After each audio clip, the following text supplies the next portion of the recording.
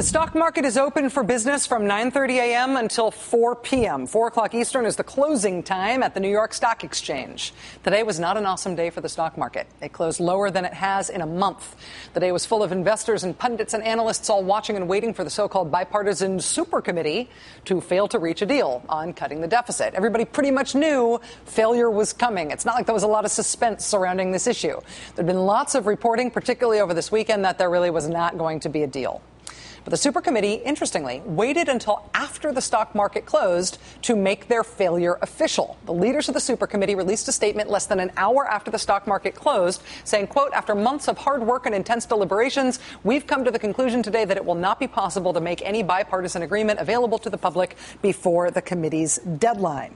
So, hey, bipartisanship in Congress still doesn't work to solve big problems right now.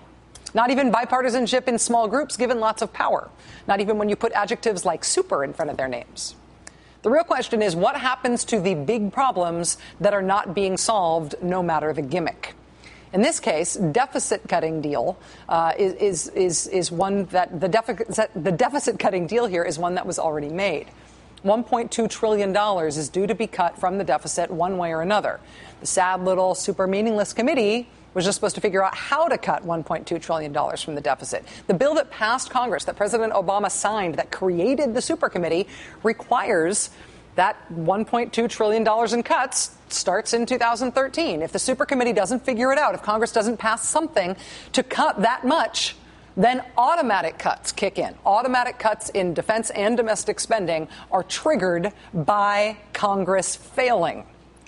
In the committee's statement announcing they had failed to reach a deal today, Democratic Senator Patty Murray of Washington and Republican Congressman Jeb Hensarling of Texas said they hope that Congress will build on the work that they did manage to do and find some way to move forward. Meanwhile, Republican Senators John McCain and Lindsey Graham are trying to figure out a way to get everybody out of this mess. They're trying to figure out a way to undo the trigger, to undo the bill that was already passed and signed into law. They say they're writing legislation to prevent those automatic cuts from ever going into effect.